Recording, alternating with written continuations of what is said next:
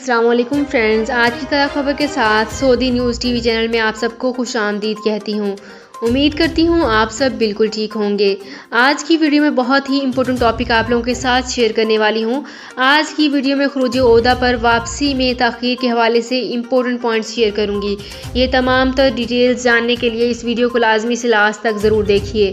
تو فرینڈز، کرتے ہیں اپنی آج کی ویڈیو کو سٹارٹ۔ سب سے پہلے آپ کو بتاتی چلوں کہ خروج عہدہ پر واپسی میں تاخیر پر اقامہ کینسل ہو سکتا ہے۔ اس کی تمام تر ڈیٹیلز ہی شیئر کر رہی ہوں۔ سعودی عرب میں مقیم غیر ملکیوں کے لیے رہائشی پرمٹ اقامے کا اجرا اور تجدید کے علاوہ خروج عہدہ اور خروج نہائی یعنی ایگزٹ ری انٹری اور فائنل ایگزٹ کے معاملات محکمہ جوازات کی ذمہ داری ہے۔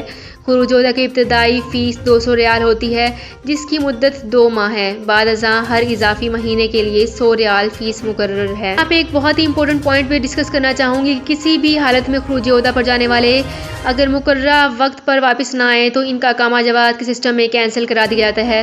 تو اس صورت میں ان پر خروج عہدہ کی خلاف ورزی درج کر لی جاتی ہے۔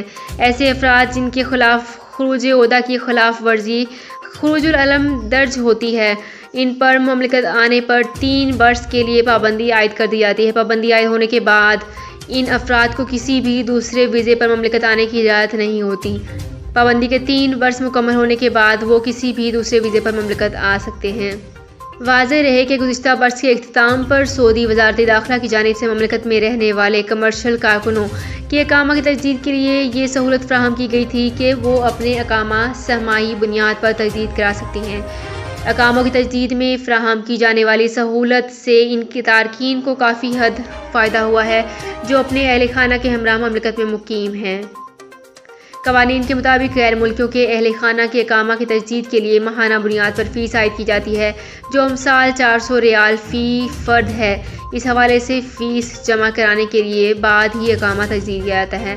سماعی فیس کی سہولت سے قبل تمام تارکین کے لیے لازمی ہوتا ہے کہ وہ تمام اپنے اہل خانہ کے اقاموں کی سالانہ بنیاد پر فیس جمع کرائیں، جس کے بعد ہی ان کے اقامہ تجدید کرائے جا سکتے ہیں۔ تاہم موجودہ سماعی سہولت فراہم کیے جانے کے بعد اب یہ ممکن ہو گیا ہے کہ فیملی فیس بھی 3، 6، 9 یا 12 ماہ کی جمع کرائی جا سکتی ہے۔